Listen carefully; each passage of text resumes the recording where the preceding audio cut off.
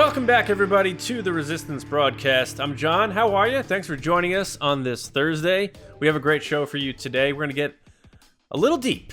We're going to talk about the theme or trope of found family in Star Wars that we've seen from the prequel trilogy, original trilogy, animated and sequel trilogy, and beyond in Star Wars. And we're going to have I think it's going to be a good discussion on that because it's a really important thing to a lot of people and a big part of Star Wars storytelling that doesn't get talked about a lot. But it was also a very big part of the most recent movie. So it's something to really get into. But Lacey and James are with me as always. This is our last show before Make Solo 2 Happen Day, Lacey. Mm-hmm. How is it here already? The third in our trilogy of Make Solo 2 Happen Days is coming up in 4 days. Are you pumped? How you feeling?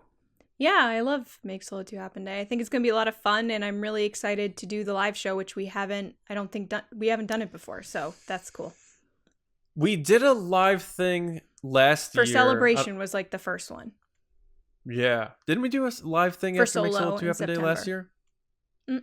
We might have done a virtual cantina, but not a live show. Mm-hmm. Yeah, true. Yeah, I'm excited for it. So 8:30 right here on our YouTube channel, youtube.com/Star Wars Newsnet videos, 8:30 East, Monday night. We're going to celebrate the day, Make Solo 2 Happen Day. It's going to be a great live show. We hope you join us in the live chat. So, I know you're going to be tired. Your thumb's going to be tired from tweeting all day, that hashtag and stuff. You can put the phone down for a little bit and join us as we celebrate our love for Solo. Because the one thing I got to take away from those days, James, is sometimes fans can get a little spicy with Star Wars on Twitter, but Make Solo 2 Happen Day is like always a throwback. It always feels like everyone just kind of comes together, and if you don't like Solo, you let people have their thing, but most people seem to really come together and have a good time on those days, huh? Yeah, especially since people come out of the woodworks. Like, I see a lot of like Solo's trending. Why? But might as well join, like a lot of people that don't know that it exists or anything. And that's like, I mean, that's good for us, but I think it's more good for the fact that, Solo has a bad reputation and people wouldn't be coming out of the woodwork saying like, oh, I'm not the only one. If if it didn't have this kind of like odd reputation that like you shouldn't talk about how you like it, Right. And I think that's really cool that, the people who listen to our show and who do spread the word and do that thing during that day allow those people to kind of be aware that they're not the only ones who really enjoyed that movie or whatever. Yeah. Solo 2 happen. There it is, folks. Make Solo 2 happen. We are releasing a brand new shirt on that day. Ooh. Never tell us the odds. So if you want to pick that up, it's not just a one-time thing, but we are putting it out that day. And we're really excited about that. But again, most importantly, there's going to be no new TRB episode that morning. So don't go looking for it or asking us what happened. It's just we want to have the day for celebrating Solo. And then again, that night doing the live show at 8:30. But so we look forward to that. Get ready. Hashtag Make Solo 2 happen. And hopefully just by default, it's the last time we have to do it because maybe they do it. So who knows? But what would you do if they announced that on that day? On that day. I don't. We'd have to change it to Made Solo 2 happen immediately. We're just like, Could you imagine their plan was to do it like the 25th or something, and then they're like, oh, should we just do it today? The one thing that like if they wanted to like combat it, like imagine they put out like a huge announcement that day just to combat it because they know about it by now and they're hearing that it's happening again. So who knows? But we're hopefully it's just us. Last year we were the #1 trending topic besides Memorial Day, and it was on Memorial Day. So we beat Terminator. Yeah, that was the first year. We beat Terminator. Yeah. Dark Fate. Yeah, we beat the trailer for Terminator. Yes, I think the first year it was the number 3 topic. Last year it would have been #1, but we didn't realize we planned it on Memorial Day. Memorial Day always gets the hashtag. So this year we're looking for #1. Let's get maybe 40,000 tweets. We'll see. But join us. All you have to do is hashtag use it on Monday if you love Solo. If you don't, that's cool. Don't worry about it. All right. Last thing before we get going on the show here. If you enjoy our podcast and what we do here at TRB, please consider supporting us by becoming a patron.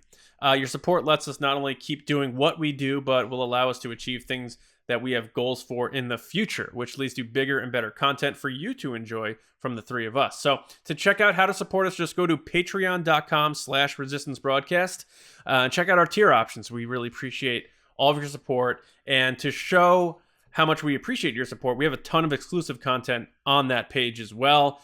And just so you know, we have a lot of big upgrades coming for that in June. So we're letting Makes a Little Too Happen Day come because we've been very busy planning for that. And then in June, we have some really exciting stuff coming to that page. So if you're not a patron yet, this is probably a good time to sign up, right, guys? Mm-hmm. Yep. Yeah, absolutely. All right, now it is time for the show. You're like, all right, John, just come on, let's go. We need the will of the Force. Come on. So the will of the Force, James Baney, Chirrut Imwe. Let's go. I fear nothing, for all this, as the Force wills it. Well, speaking of Patreon, another perk that you get for being a patron is being able to submit topics to this segment, Will of the Force. So we asked a couple people if they wanted, or we asked them to submit their questions or whatever, and we took a couple out of there. That is, of course, if you're a $5 patron or up. So if you want to join at that level, you can start submitting questions to Will of the Force. The first one, Patreon submission, is from General Darth Hurricane. And Darth Hurricane himself wanted to know, will we ever see any Star Wars Disney Plus shows on ABC, perhaps the season or series premiere the night it debuts in Disney Plus? Lacey, I'm starting with you on this one. What do you think? I'm going to say no. I think that they really want to drive people to Disney Plus, and I don't see them doing that crossover because they then have to... I don't think it's going to drive the same amount of people to Disney Plus than saying, hey, from the beginning, you need to sign up. Because if they just show you something, they'll be like, okay, that was okay, but I don't want to pay for it. I think they're always going to drive people to Disney Plus. Same with, you don't see stuff from Netflix going on TV. So I'm going to say no, we will not. John, what do you think? I agree. We just saw Disney Plus pass 103 subscribers. And it's not in need of any sort of crutch for their programming. So there's really no leverage need for Disney to make a move like that to lure people. Mandalorian did incredible numbers, and I'm sure whatever series, I mean, Obi-Wan's going to be just WandaVision insane. has done crazy too, yeah. Well, yeah, and Loki's going to be big. So I don't think it's one of those things where they feel like they need to do that. So I agree with Lacey. I don't think that's going to happen. So whether or not you're on Disney Plus, and that's a bummer answer for you, Darth Hurricane, but I don't think so. Like the old days with the ABC, Sunday night Disney movies, I don't think they're going to do that. Yeah, I don't think they will either. I think where this question kind of comes from is obviously Disney and ABC are own, it's the same thing. Or I should say, ABC is owned by Disney. The thing with me, it probably comes from the Marvel aspect of like, they had Marvel TV shows on ABC, but I think all of that was like before Disney Plus. And so you're talking like Agents of S.H.I.E.L.D.? Yeah. And I think there was another one too. Well, there was Daredevil and all that other stuff, but that wasn't on ABC, but like I think they moved all of this concept over to Disney Plus. So that about wraps that up. I don't see it not being possible like years down the line that they'd put a Star Wars show on ABC, but not like Mandalorian level at all. No, I think that needs to be exclusively on Disney Plus. And the advertisements alone through ABC, ABC every Sunday night, like check out the Mandalorian, it's coming, check out the Mandalorian, that is enough to drive people to Disney Plus without needing to actually show an episode. Yeah. All right, let's move on to this next question here. Will Liam Neeson be a surprise guest at an Obi-Wan Kenobi panel at Star Wars Celebration? John, I think you maybe hinted at this. He brought this on a little bit, so I have a feeling I might know what you think. What are your thoughts? What do you say here? I think so, yeah, because I don't see in any situation where this series is going to come out before Celebration next year. So I think they may even do a panel dedicated just for Kenobi, and it'll be the worst kept secret, but I think they'll say and there's someone else that we haven't seen in a long time, and he'll come walking out on stage, or he'll pop up on screen first and they'll think he's only via satellite, and then he'll come out or something. They'll do it in a good way, because I don't know that he's shown up at fan events for Star Wars in some time, if at all. And it seems like he's getting back into things, showing his lightsaber on Kimmel and that sort of thing. And I think, again, in terms of worst kept secrets, we all assume he's going to be in this series. So I think he's going to show up, whether he's announced to have been in the show or not. Or maybe that's the reveal that he's going to be in. But I think it'd be a big missed opportunity if Liam Neeson doesn't get a chance, especially if he's in the show, which he's going to be in the show. Lacey, what do you think? This is a tricky question because they love surprises, but they also love surprises within the show, whether it be Luke Skywalker or Ahsoka or anything like that. You know, they could have, although we didn't have a panel for Mandalorian Season 2, so that's a little different. But, I mean, there are plenty of opportunities where they could have had surprises. Like, for Rise of Skywalker, they could have brought out Mark Hamill. They could have brought out, you know, Ian McDiarmid during the panel. They waited till after. So, it's tricky, but I feel like that is one of those moments that they're going to want kind of getting people hyped for. But at the same time, I guess I question, would it ruin the show if they let people know that he's coming back, even though it's kind of an obvious thing? Like, would that ruin the surprise, which is what they want? They want that trending surprise at 3 a.m. that people are trending Liam Neeson and Qui-Gon. Like, they're not going to get that. I mean, they'll still probably get it, but this is tricky. I'm going to say yes.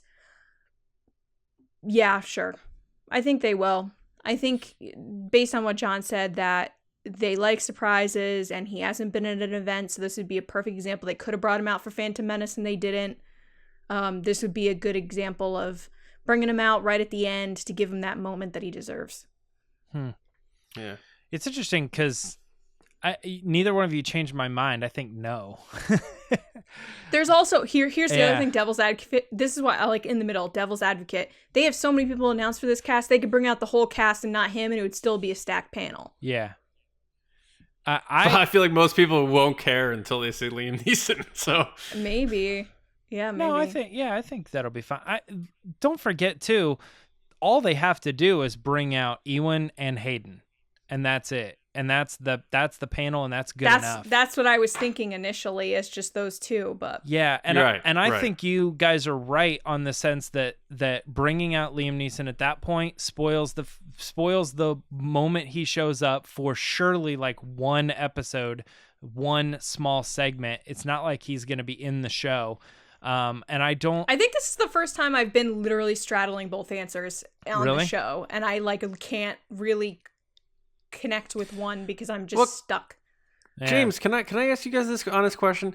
If it doesn't get confirmed and he pops up in the show, are you gonna be like, oh my god, or are you gonna be like, there it is, like the Leo thing? Me and you, like I think a lot of us see it coming, but I bet there are just so normal many fans, people like the who are Darth gonna watch a Maul show. reveal. It's literally never even popped in their head. And then, like, as soon as they see it, they're going to realize it. But, like, I think our level of expectations for the show, like, we speculate about everything. So a lot of those things make a lot of sense to us. Are you telling me that every Star Wars fan doesn't listen to Star Wars podcasts? Is that what you're trying to tell me? But I also think that now that Celebration has been moved, it started me thinking about Book of Boba Fett coming out at the end of this year, and then Mandalorian Season 3 coming out in the spring, and them leaning into that. And this is the first time we would get Kenobi footage. And that's the other thing. Great point, James. It depends what they're looking to push at the show, because that will determine who shows up. An example is in 2016 Europe, they were really pushing Rogue One, rightfully so. But that's why they didn't have a Last Jedi panel. That's why they didn't have, Daisy Ridley come out and stuff, because they were really pushing Rogue One, and they only had a little thing for Solo as part of a bigger future of film thing. They just had him come out. It wasn't like a big panel about it. Yeah. But they had the huge Rogue One panel with the full cast and everything, and like the trailer and all that stuff. But I remember someone from Lucasfilm telling me, oh, well, we're focusing on that, which is very similar to how they handled Bad Batch on May 4th. Like, it really depends on what they're looking to push, which I think is what you were trying to say, James, which I totally agree with. I think it kind of comes down to like when we don't know when they're going to release Andor and we don't know when they're going to release Kenobi, but in the vein of like how they did it before, where you have like 4 days and every day kind of has like a big main panel or whatever, it makes sense that Kenobi would be one of those and that Andor would be one of those, and one day right after the other, those could be your first like big looks or trailers or something like that, and they're just going to lead with that. Liam Neeson showing up is really cool, but they don't need it, and it takes away the surprise. They might do a block panel for Disney Plus series, Mandalorian by itself, but they might do a block where they do, updates on Obi-Wan, Cassian, Ahsoka. They've done block panels for Marvel shows. They've done it for other stuff where they have segments for 20 minutes about those shows, and then they show you something and they move on. Kenobi, the other's fine. Kenobi, I don't think there's any way they're not giving Ewan McGregor his full hour. panel. I agree with you. Yeah. I'm just talking both sides here. I know, and it depends. Yeah, I'm just flipping. We speculated that there would be a television panel last August. So I think that's where you're going with that, Lacey. But now I just think the more we know about the shows and stuff, I think it makes more sense. They might get their own. Yeah, that the ones that they're going to focus on coming up at the end of the year are more likely going to get full-on hour-long panels. It really depends what panels on that Friday. That's what they're looking to push because they need to make press deadlines because they don't put the big stuff on the weekends. The surprise guest for the Kenobi panel is just Thursday, Friday. The Lars Homestead hut, and they just wheel it out there. Like, there it is. there's the igloo. Right. Well, we got another resistance officer who wanted to know something. Commander J. MacArthur sent us the question: will we lose any of the members of the Clone Force 99, aka the Bad Batch, this season? James, you answer this first. You want me to take it first? Yeah. I don't think so. I think if you are going to lose any members of them, you're going to lose them in later seasons. I think they want that first season to be a heck of a lot of fun. We're going to get into another question here about how long we think the show is going to go, but I don't think they're going to kill off any characters in that first season. No. John, what do you think? I agree. They won't. Simple as that. Yeah. I don't see that happening. And if they do, I'm echoing everything you said. Echo. Right. At the end of the series, maybe like Crosshair gets killed or I don't know, something. Or he redeems himself, like, oh yeah, this is my boy, the Bad Batch. I'm not bad anymore. And I kind of think that's possible. I think if someone was gonna die, I would bet Wrecker because he's the most innocent. Like he's the one that shouldn't die. The Chewie of the group? Yeah. Lacey, what do you think? I'm still saying no. No this season. Not this season. Lacey? I don't think they're going to kill anybody this season because they want you to be happy and excited going into season 2. We've experienced so much death. Filoni, give us this. Yeah, I obviously death changes how we view the show and stuff. Like it's not like they won't kill a character for a kid's show.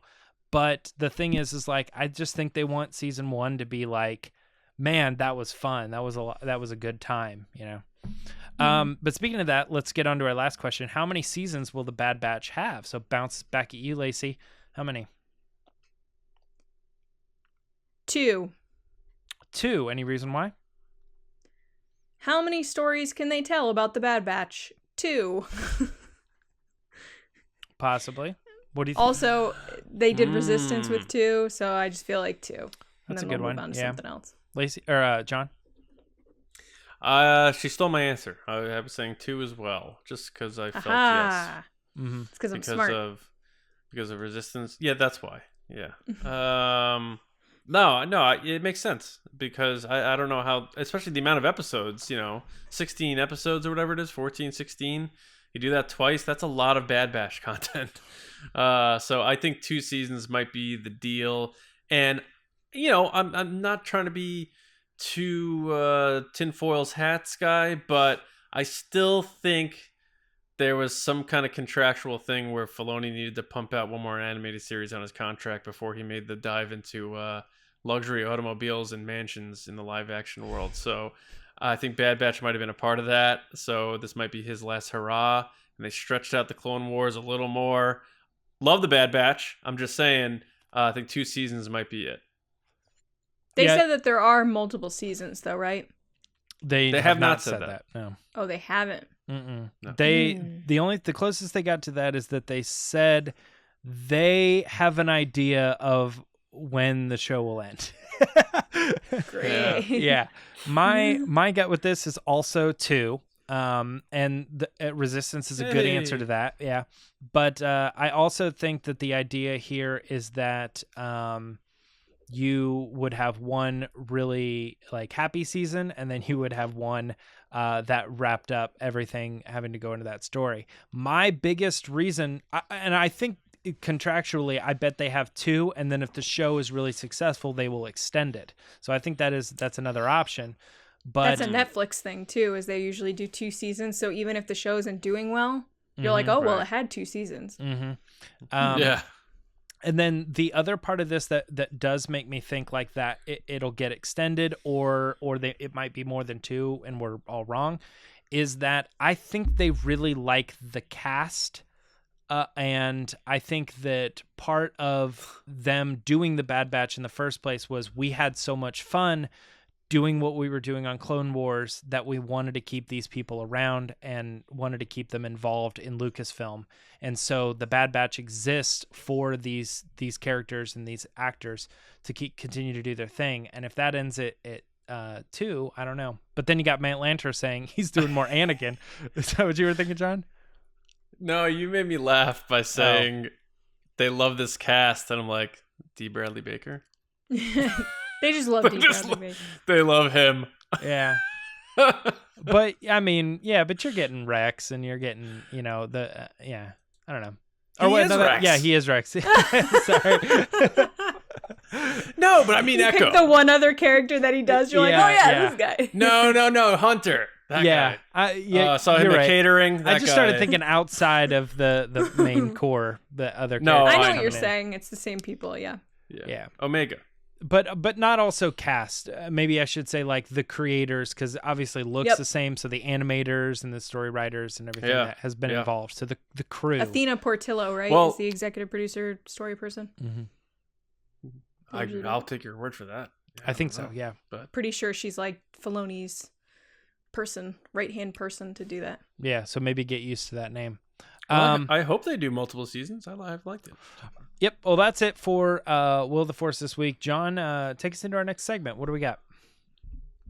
All right. Our discussion this week, the importance of found family in Star Wars. Obi-Wan once thought as you do. Now, Star Wars is loaded with recurring storytelling themes and tropes, one of which, and one of the most powerful, is the aspect of found family. From Luke being raised by the Lars family, to Ezra and the Ghost Crew, Han and Chewie, Rey and her found family in the sequel trilogy, even Anakin moving on from his mom. Star Wars shows that family goes beyond blood and how powerful those bonds can be. So let's talk about found family in Star Wars, how important it is to the franchise and its storytelling. So, I'll kick things off just by seeing how it's something they keep going to, because it's a big part of George Lucas's vehicle in what he wanted Star Wars to be, which is that sort of coming of age. You're about to be an adult. You have choices to make. And a big part of who you become and the choices you make are who you surround yourself with.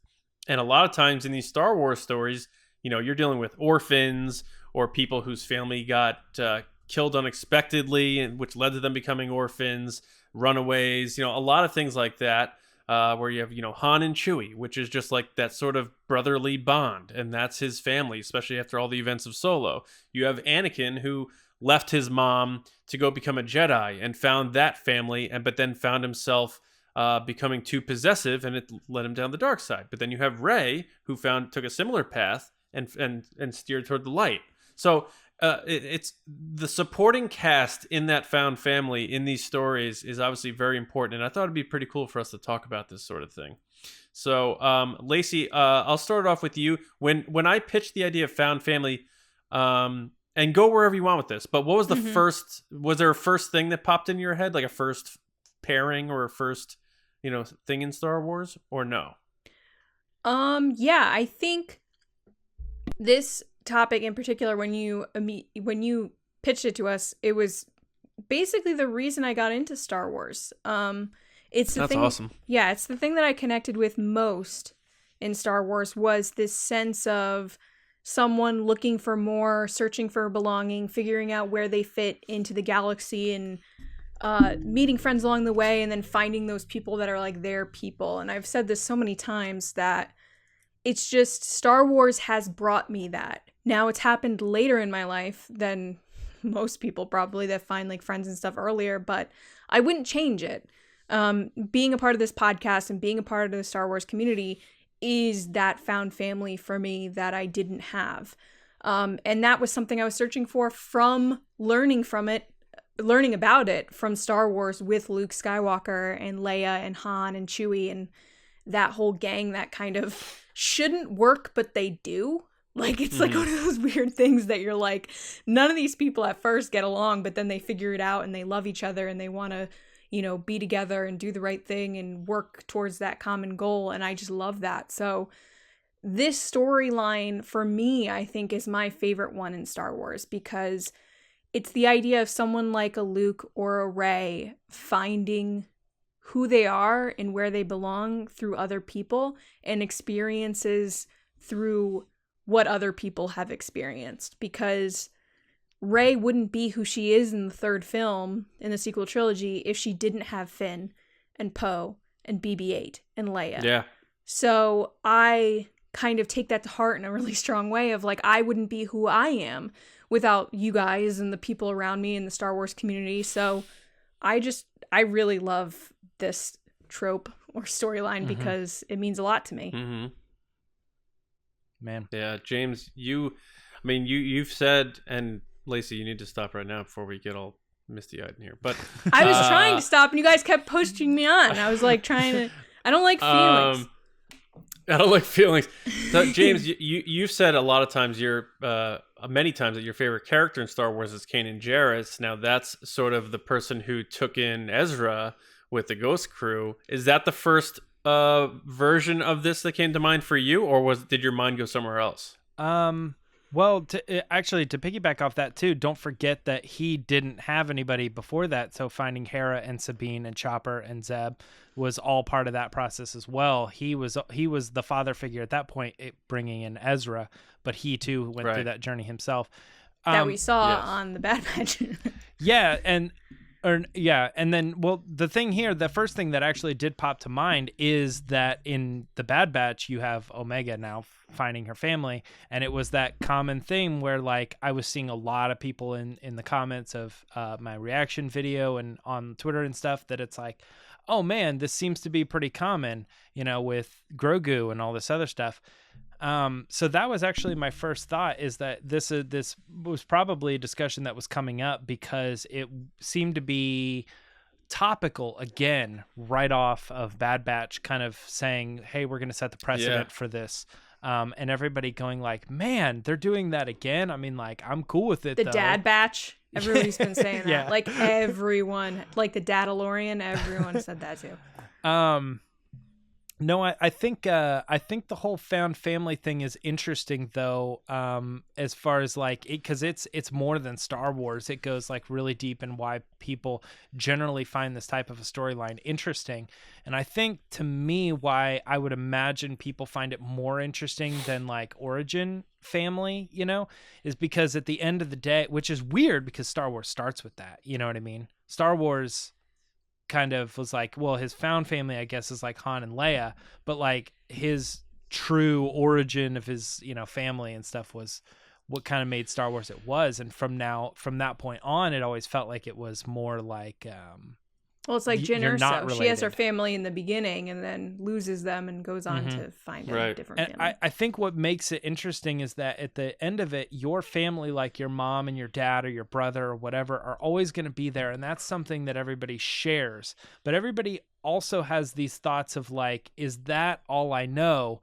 Is there more out there? And then when they go out there and they discover that other people have similar thoughts, yeah, your family's always going to be there, but when you don't know that you're always going to be able to find like-minded people. So when you go out and you find that like-minded person, all of a sudden now you have something that emotionally connects with your audience, because everybody in one way or another, it doesn't even have to be like a person. It can just be like a group or a show or something like that. You have gone out on that journey and found that thing that you say, this is how I identify as how I want to live my life. Like, I enjoy this enough that when people, talk about me, I'm going to be considered someone that, has this same passion, if you will, as these people. So, I mean, that's my initial thought on like why people enjoy the found family thing in all shapes and forms. There's so many ways that you can tell this story, and there's so many ways that it can go, and it also can tell you lessons through bad versions of it. And like, so like what's personal for me is like, I, for some reason, like my parents are still together and all that sort of stuff, but I have like abandonment issues, and I don't know why I do, but I do. And I don't know, I've lost, some friendships over time, and, bad relationships that, were rough and that sort of thing. But, Anakin's situation always spoke to me because he was so afraid of losing Padme that it took him down that dark path. And he had this and it all stemmed from him losing his mom, his actual family. So he was never able to shake that. His mom's death, he's like, I should have been there. I should have prevented her death. I'm never going to let this happen again. So he took his experience with his real family, his only family, his mom, that he lost her, and he held that with him forever to his new fresh start with his newfound family, the Jedi, Padme, all his other, friends through that circle. And that loss from his mom leaving him and him losing her in that way, he was never able to shake that, and it shaped his future forever. And he was never able to get off that path. And Palpatine honed in on that and knew it immediately and kept peppering him with that. Like, you can save the ones you love. And he knew exactly what was going on in Anakin's head. And unfortunately, his obsession with not losing Padme led to him losing her. So that's a lesson to be learned. Like, sometimes you can't stop people from leaving you, or people from dying, or losing people. Sometimes you have to let go and just hope that they stick around. And I think that's a very important lesson. You can't clutch on to people too hard because you'll push them away. And I think that's a very, very important lesson that is, I don't want to do the whole negative dive in this conversation, because most of this found family stuff is very good in the positive way. But this is also good too, because you can learn a lot of lessons from Anakin's story, which is the found family, but spun a different way because of his choices. And that's the whole George Lucas thing. You're coming of age. You have a choice to make. Anakin chose the wrong way. And yes, he came around at the end when his real family came back and brought him back. But we saw what happened when he took that dark path. And of course, we obviously have plenty of examples where people got a positive result in how they handled their found family. But I think that one is very important. I think another thing to kind of piggyback a little bit on what I was saying, but just I think that sometimes the found family aspect comes from your normal family being objectively good. Like, not that everybody's situation is, but I think just as, as humans or whatever, we tend to think like our parents and other things in our family will always be there. And they're always going to be on our side and take care of us, but it's the rest of the world that doesn't. And when we step into that rest of the world and we encounter the real world, the conflicts that come in, it's when you can sort out the good in the real world and connect with those things. And that also goes for people that in Star Wars, it tends to be that like redemption story. So Rey goes out into the world and she meets Kylo Ren. That's not good. Then by the end of it, she has found family. She's found a connection with this person that now it is very important to her, that this person, I don't know, is around or remains or whatever. And that character dies. But I think in like shows that I watch, like long form shows like Dragon Ball, for instance, like one of the things that they always do is they keep you sticking around because the villains generally down the line become heroes. And by the time you're in like, you know, way in that show, they show a big family picture of all the good guys and it's full of all the bad guys because they've become part of the family.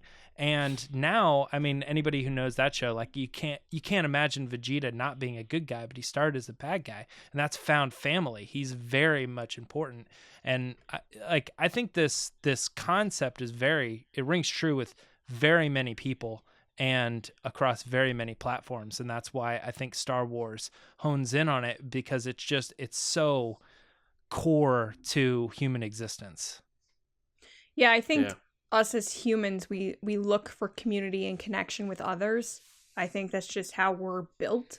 Mm-hmm. So the idea of being alone, like a Luke or a Rey, on a place that, you know, you don't feel like anything is working out and you don't feel like you belong, that you look for something more. And I think a lot of times in these Star Wars stories, you connect with that because you're like, I want to find that relationship, that friendship that will then take me to that next level of feeling of belonging, and they understand me in a way no one else does. I think that's kind of what I connected with Luke in particular, because I grew up on the original trilogy, that I don't think I found as much in the prequel trilogy as I did in the original trilogy, because I feel like that's very straightforward, as like the gang is together, the gang's doing this, they're winning in the end, yay team. And that's what I really connected with, is because I was like, I want that. I want friends that will stick by me through thick and thin, that I can fight for and believe in, and they'll believe in me equally. So this theme is just like, I can't get over it. Like, it's just so important to me because it's kind of ingrained in who I am because of Luke Skywalker and what he was able to do by finding these people that he connected with, which I didn't have younger, but I have it now. So it's one of those things that's just, I really like Star Wars, and this theme is like a really good theme, and why I like it. And I know people like weapons and they like lightsabers and Jedi and all this other stuff, and like this is the reason I like it. And we do too, but yeah. No, I know, but like this is the main reason why I got into Star Wars. And like a lot of these characters too, like Luke, That's even awesome. for instance, was like when he started off, his whole deal was that he was going to do what you're supposed to do. You know what I mean? You're supposed to go to the Imperial Academy, and he was going to do that. But he wanted to go with his friends. Yeah, he did want to go with his friends. Yeah. But the thing is like ultimately he didn't end up with those friends because one thing or another, people died or people moved away or whatever. And the way he found his path, which was completely different than what he set out to start, you know, he said, if you know, I have this idea of where I want to go in my life, and he got lost along the way and had to find his belonging, and it was nowhere near what he thought it was going to be. In fact, the exact opposite side, where he was trying to destroy what he thought he wanted. Yeah, Luke's story is so interesting for that reason. And also, when you think about, he has multiple variations of this. So, you know, Owen and Beru are found family as well, but it was inadvertent for Luke. He didn't have a choice in the matter. He was dropped off as a baby. But they looked at him as family. And we say found family, but it's still family. You don't have to be blood connected. That's the whole purpose of this thing. You don't have to be blood connected to be family. And I know a lot of our listeners who may be adopted or they have adopted children, you may get a little emotional about this conversation. And I appreciate that a lot. I respect that so much. But Owen and Beru were very protective of Luke. And I think we're going to see that play out in the Kenobi series for sure.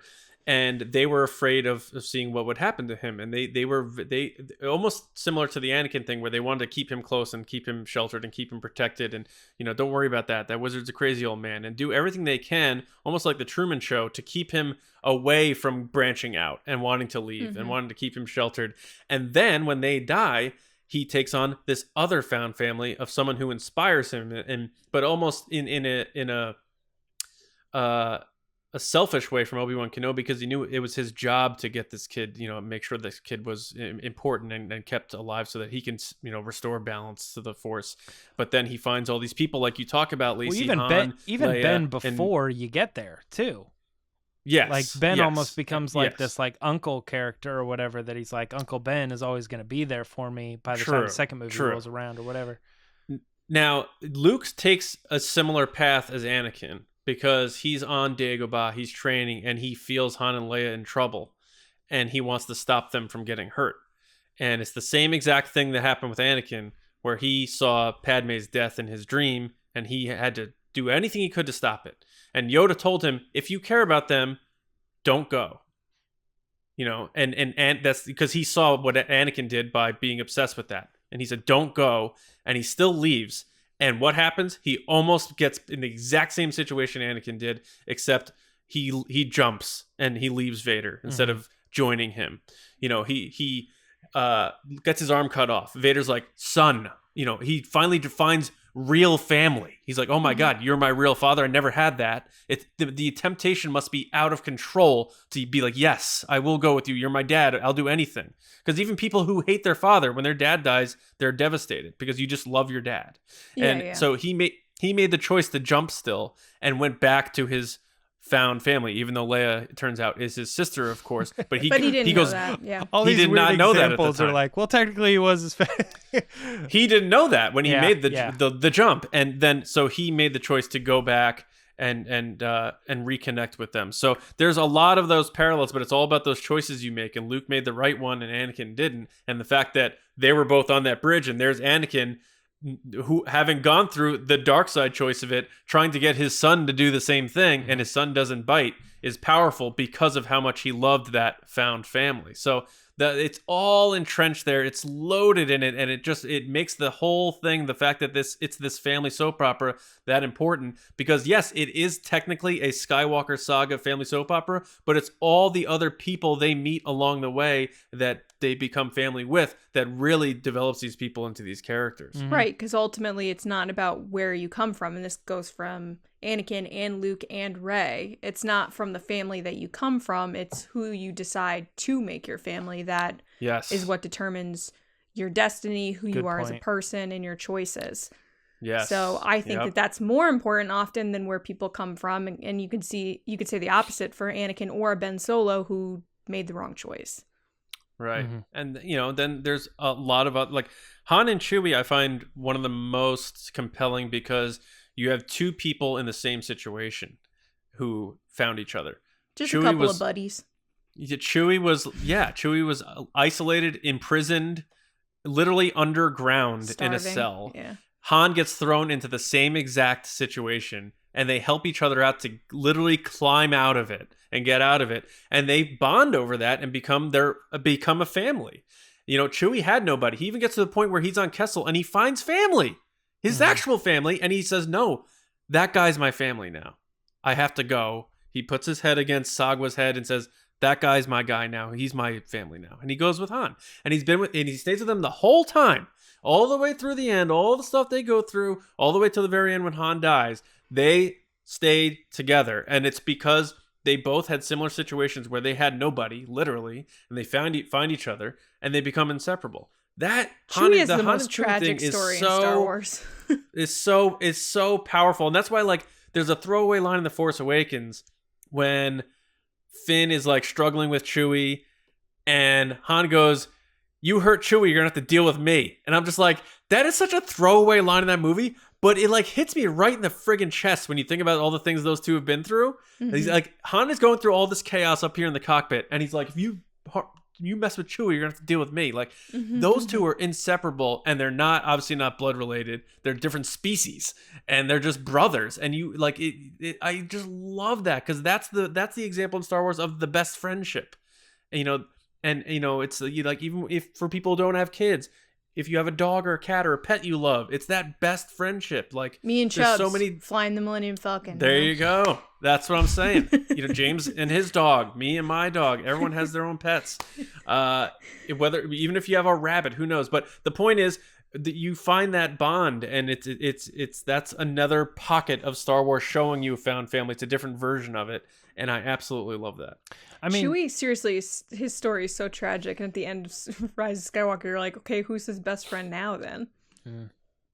Yeah. I don't know. Maz, his Poor girlfriend. Chewie.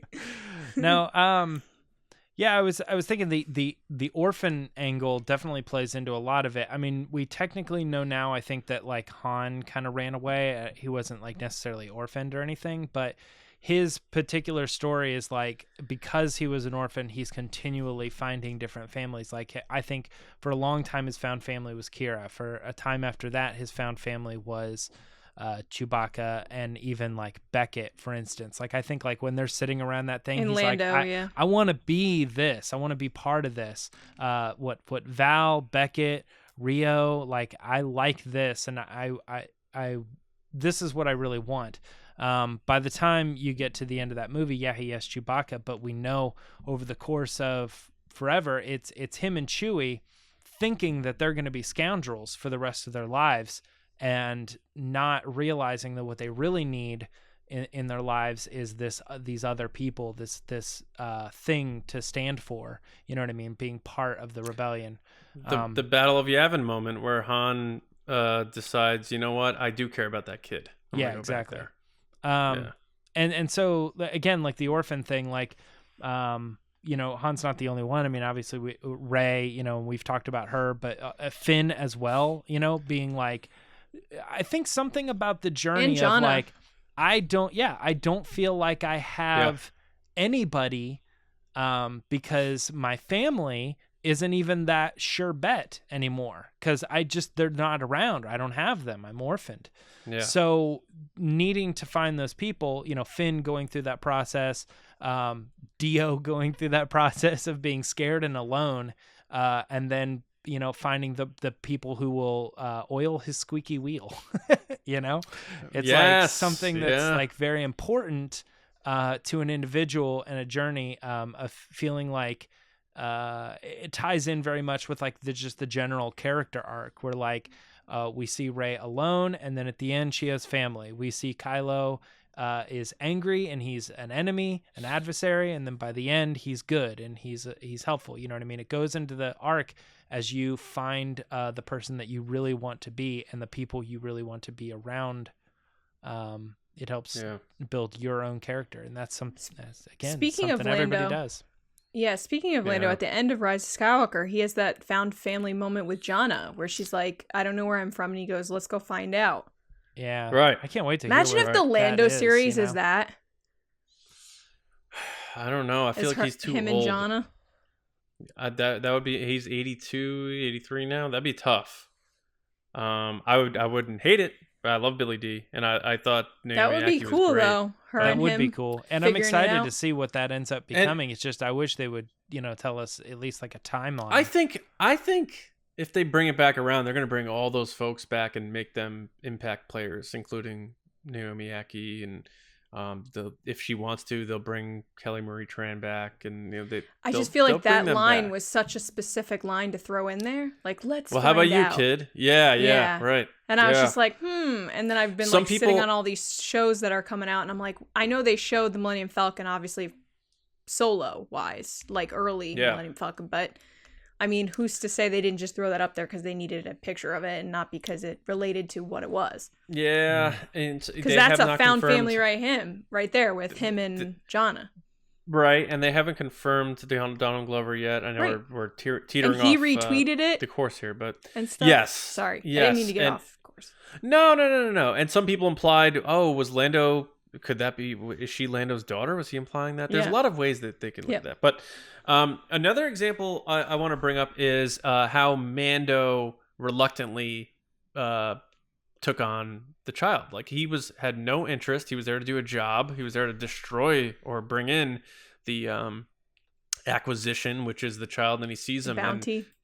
And yeah, so that idea of like, it's like finding the baby on your doorstep that someone leaves, and like nobody, I don't want this kid, but I'm not closing my door. I'm a human being. And you take in that kid, and that's the compassion version of found family. He doesn't want it. It's reluctant. He's just doing it because he's a compassionate person. This guy's a bounty hunter. He has a job to do, but something about him, it's like Han coming back to the Death Star for Battle of Yavin. That's Mando when he's in the cockpit after dropping the kid off, saying, I gotta go back. I gotta go get that kid. And that's his moment, So it's again, it's the same trope and the same theme, but it's found in a different way by the character. And I like that they're finding new ways to do it. So when people are like, oh, again with this found family thing, it's like, yeah, the trunk of the tree, but how each branch on it is completely different.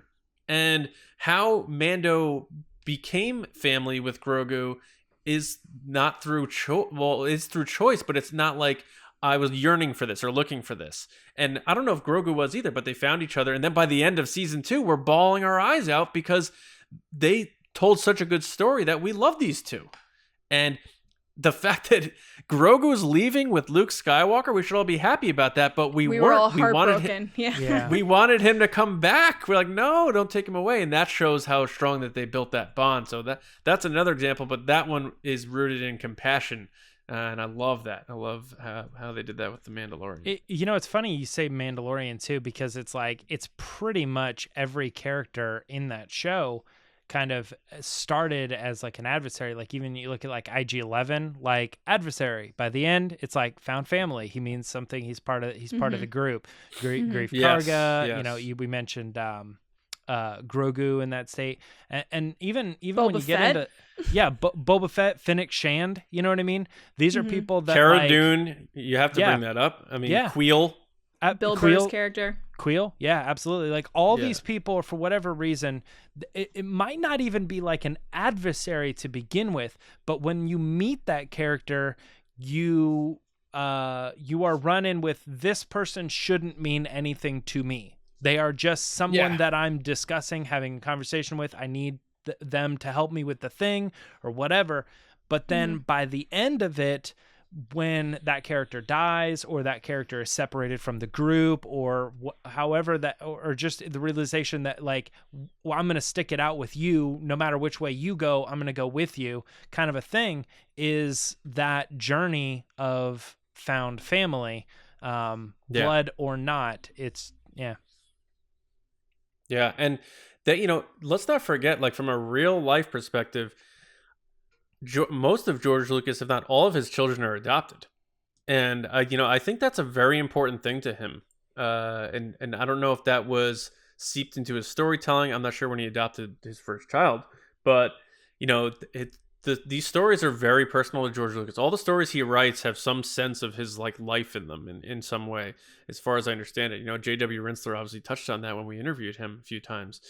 And I think that aspect of it is very important because I think most, if not all, of George Lucas's kids he adopted, and that's obviously found family. So that stuff obviously is seeped into the pages of the storytelling. Even though he's not a part of it now, they've carried on that legacy. JJ through Rian Johnson and into these series and stuff like that. Like I agree. The Rey one is important because she, again, like Luke, is faced with real family at the end in terms of the temptation, and she chooses Ben Solo and her family in Finn and Poe and everyone up there over taking the throne. And she could have taken that bait and she didn't.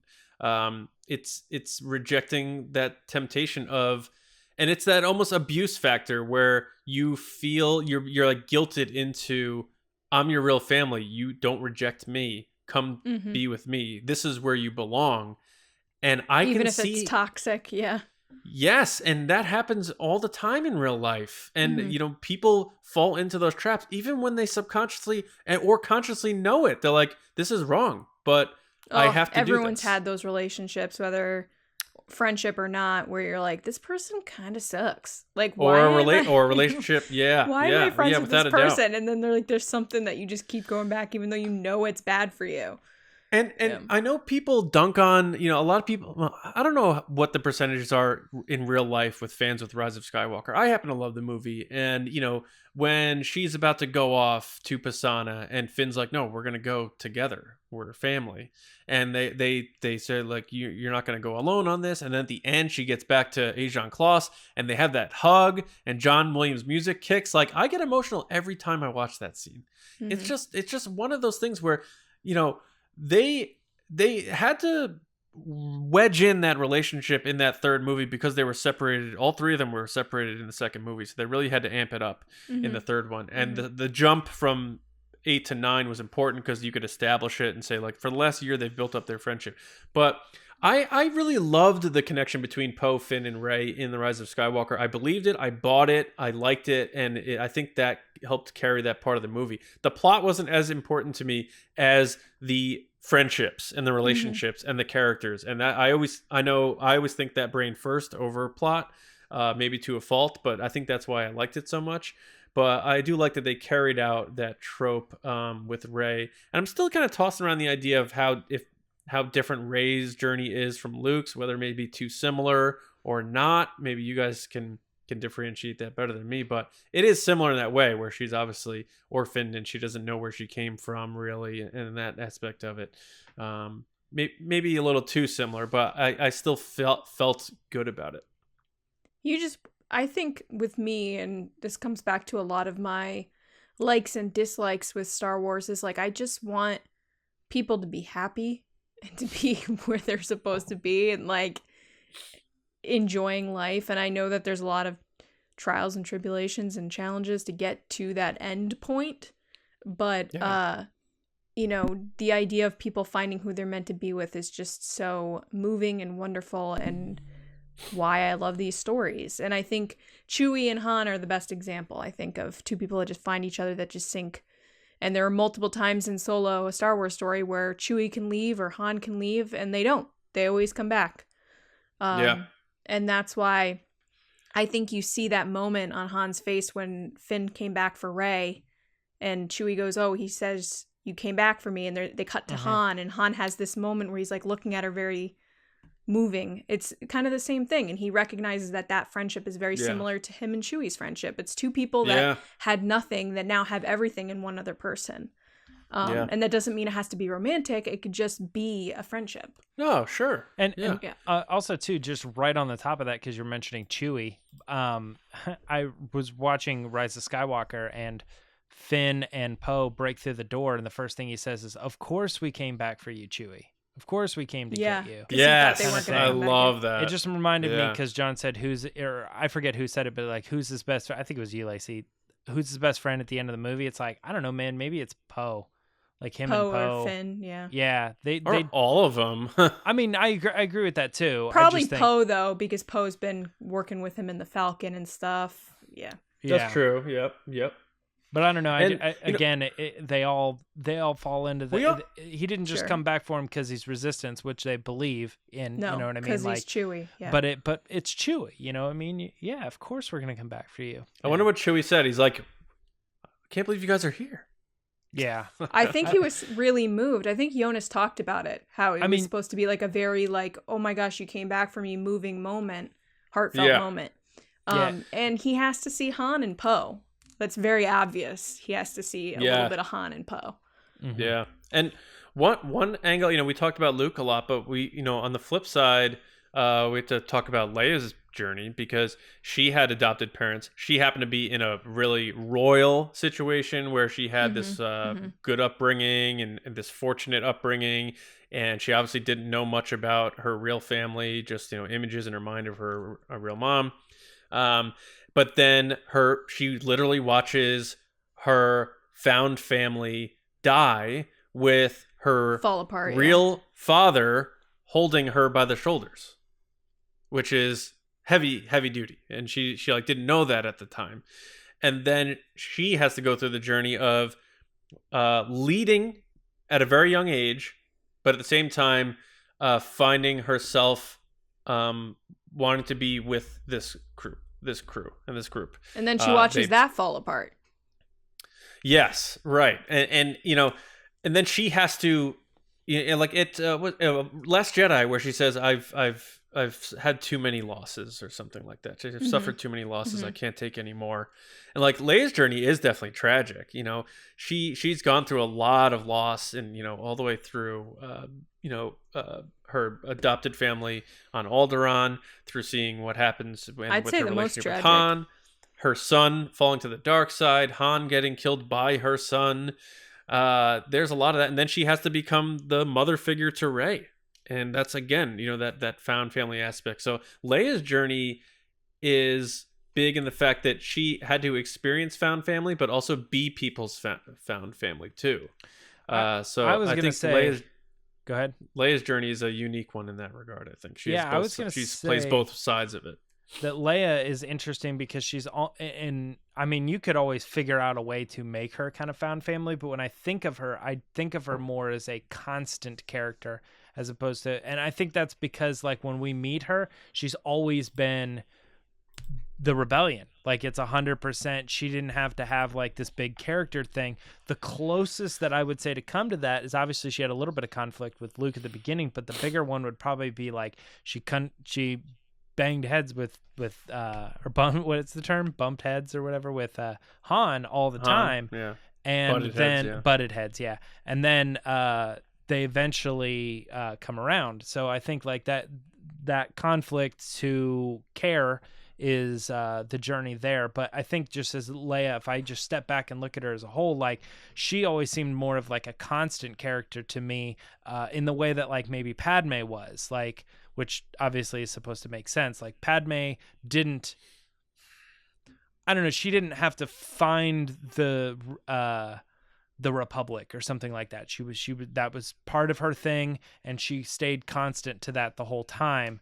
But a lot of these characters, they tie in with more like starting off in one place and later ending up in a completely different place. And Padme was very constant to me. Leia was very constant to me.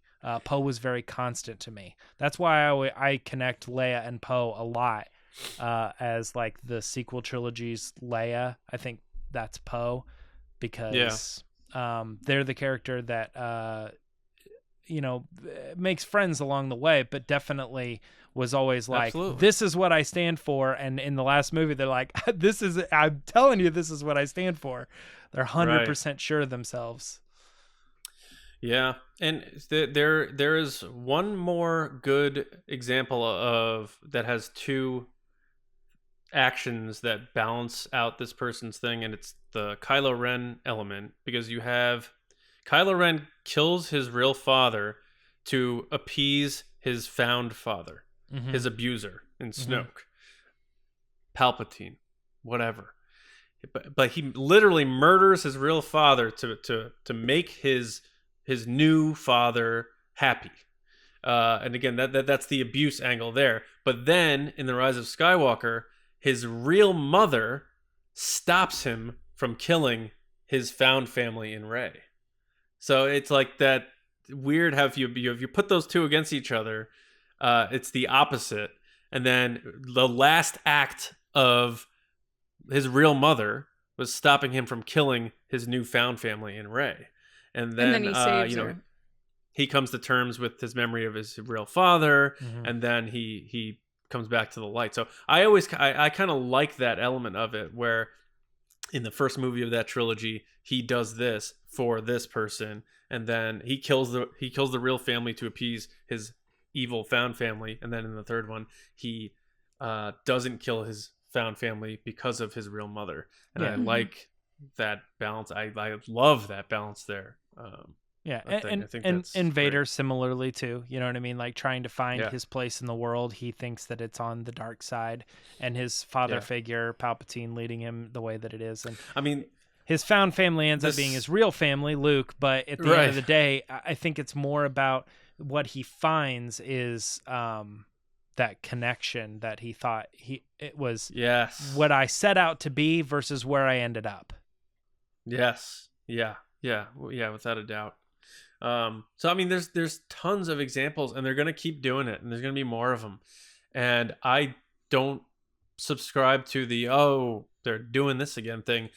I think that's very important to Star Wars. I think Star Wars is a different franchise from your Marvels and stuff like that, and I think it's better storytelling than Marvels and stuff like that. I think it's our modern mythology, and I think it's very important. And I think retelling or reusing those tropes. We just listed 8 or 9 different examples, and they're all reached and achieved and found in different unique ways, and I think that's a very important thing. That being said, I forgot about an example I was going to use, and that was just like generally that Marvel does do that a lot, in the sense that like every Not one like of those Star Wars, in my opinion. I think every one of those characters were lost and confused, and you know, Avengers, Guardians of the Galaxy, and that's what I'm saying. Yep. They when they all get together and you see all of the Avengers standing up there, like all 5 of them or whatever, and they're going around the circle. You think back to like Captain America being alone in Times Square and he doesn't have anybody on his side. That's fair. I think that a lot of those characters generally do, like, their big arcs are coming around to like you know, and what if we fail? Well, then we do that together. Family, yeah, we do that together too, kind of thing. So I Yeah, definitely that's think that I think that it's not exclusive to Star Wars. This whole concept is something that carries across, you know, to everybody, and I think Disney knows it. I mean, they do it in all their movies. Think about it. Big Hero 6. Oh, yeah. I think it's just kind of one of those things that, like, that's why it's a trope, is like, you know that if you write a song with these 4 chords, it's going to be a hit. Raya, the Last Dragon. I think, to clarify what I'm saying is, I think the way over time of a 40-year story with Star Wars, and the way one story affects the other through all of that and through that family, in my opinion, Star Wars, it's deeper for me. This is just me saying that as my opinion. Whereas, Marvel does it. Like you said, the animated movies does it. All these movies do it. But with Star Wars, I think it's just because it's been this big chunk, this big family soap opera for that long, and what Anakin did affected this, affected that, and then this happened, and this happened. Like, it's just it's incredible. I love it. Yeah. So any final thoughts? Why don't we give our final thoughts here on this one? Lacey, or James, real quick, and then Lacey, and then we'll move on. No, James? I mean, I think we've said everything that we can, at least at this point. I'm sure there's going to be tons of stuff that listeners are like, oh, here's another example. If you guys want to throw that stuff in the comments, and or if you want to retweet this episode when it comes out, or you're probably already listening to it, go back and quote tweet it and say, this is my favorite example, or how it has affected you in your own life. That would be wonderful. Right. Yeah. Nice. Lacey, any final thoughts on this discussion? Just that I think, like I said earlier, this is my favorite theme in Star Wars. It means a lot to me as who I am, and I think that's why it connects with so many people as well. It's like very universal that people want to be loved, they want to connect with others, they want to feel like they belong somewhere, and I think Star Wars does that really well. So this was fun. Yeah. And I mean, we kind of found that here, you know, with the podcast, and you know, our listeners and Star Wars there's so fans many in people that I general. want to hug next year, and I don't like to hug, so that tells you something. John is a hugger. He tried to hug me the first time he met me, and it went really bad. She side hugged me, big side hug. No, but it's a very important trope, and we hope you enjoyed this conversation. Obviously, you know, we like to sometimes remind people that we can get deep with Star Wars, so we like to have these conversations, not all the time, but we like to do them because it's a big part of it, and that's another aspect of loving Star Wars. Like Lacey said before, hell yeah, we love space battles and lightsabers and all that stuff too, but we also really love the deep-rooted aspects of the storytelling. So we hope you enjoyed this conversation. Let us know if you did. Share it with people. Like James said, quote tweet it if you're on Twitter. Leave a comment, like the video, subscribe, all that good stuff. But now we're not done yet, because we're bringing back an oldie, an old segment. If you're an old listener of TRB, you're going to remember this one. This is a segment we call Is the Force With You? And Lacey is going to guide us through, and hopefully we remember how to do this. All right. Yeah. So, throwback. Well, you acted surprised. You knew you were doing this. I actually didn't, but that's okay. Throwback. This is one of those segments that I did when I first joined the show, so that's kind of cool. Is the Force with you? The Force will be with you, always. So, Is the Force with you is our segment where we pitch a hypothetical situation and decide whether we buy or sell the idea by saying whether the Force is with us or not. I will read the scenario, and we will each answer whether the Force is with us or not, and briefly explain why. So, the somewhat situational, but not really. Lucasfilm will announce a new theatrical film or Disney Plus series. This doesn't include the Taika stuff, the Patty Jenkins stuff. This is completely new at Star Wars Celebration Anaheim. Is the Force with you, James? The Force is not with me on this. I would like it to be, but I definitely think that there's going to be so much stuff coming out of Celebration just with the already existing shows and properties that I don't know. I mean, I would like to be surprised, but I just think it's that news thing. They don't need another big theatrical movie. They can wait. They've already got 5 days of Star Wars news coming out. They don't need another new show just to get that show kind of drowned out. I would love the Force to be with me, but it is not on this. John, is the Force with you? Because of my horror of memory of having key lime smashed into my nose, eyes, mouth, lemon meringue. When I thought that we were going to get the Obi-Wan Kenobi series announced at last Celebration, I sadly say the Force is not with me. But they saved that till D23 though, right? It still came out that year.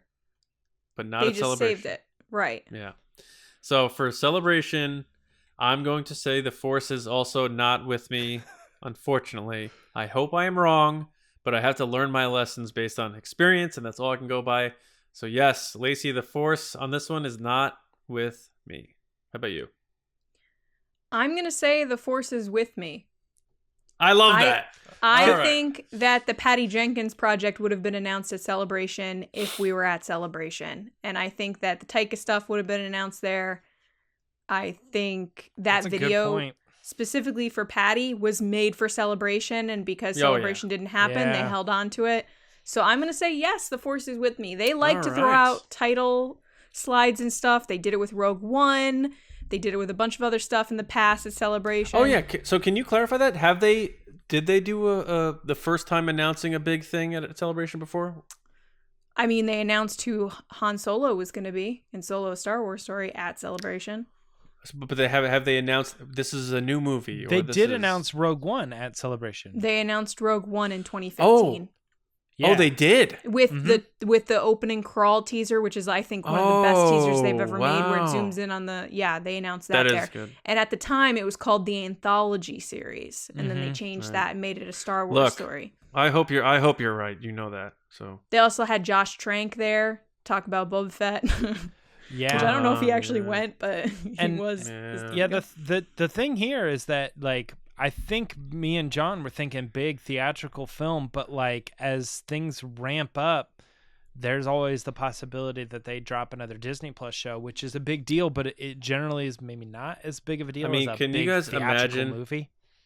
Can you honestly imagine if they announce a Solo series? That would be amazing. And you know what? That's also one of the reasons why the Force is with me, because I believe in it. You believe in this? They're going to announce this Solo 2? Yes. I really hope so. I will probably pass out or you'll probably sob, and I can't wait to record it and then put it on the internet.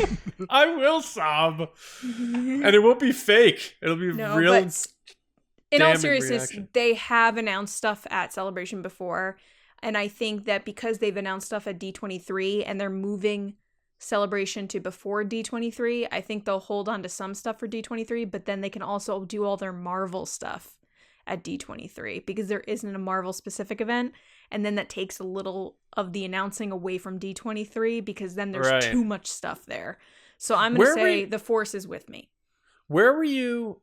Were you at San Diego Comic-Con when they announced the Clone Wars coming back? I was in the room, yeah. That was at San Diego Comic-Con though, right? Yep. And they're not, are they, Celebration will be before San Diego Comic-Con next year. If it's in the summer, yes. They haven't announced They're not gonna do it they're not gonna announce Star Wars at San Diego Comic-Con anymore, probably, right? I think they're gonna save it for D23. I think Disney doesn't want to cannibalize their stuff, but it depends again how much they have to announce, because they might spread it out.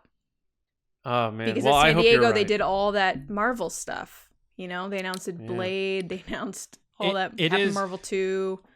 It is true that a lot of the stuff that happens at San Diego Comic-Con, if they were to go there for one thing, they drop a new Star Wars thing, they might like win the weekend with that news. I think they'll stick to Marvel though, because it's mostly comic book stuff, and I think that they'll stick to Marvel at San Diego and then save the Star Wars stuff for D23. All right, that was cool. Yeah. So can't wait to be right. All right. Well, we hope everyone enjoyed Is the Force with You. If you liked us bringing that back and you want to see it more, let us know. Of course, we like hearing the pulse of the people.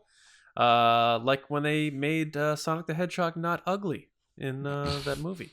Let us know in the comments or on in the YouTube video or on Twitter, wherever. If you're a patron in the Discord, let us know. Did you like the return?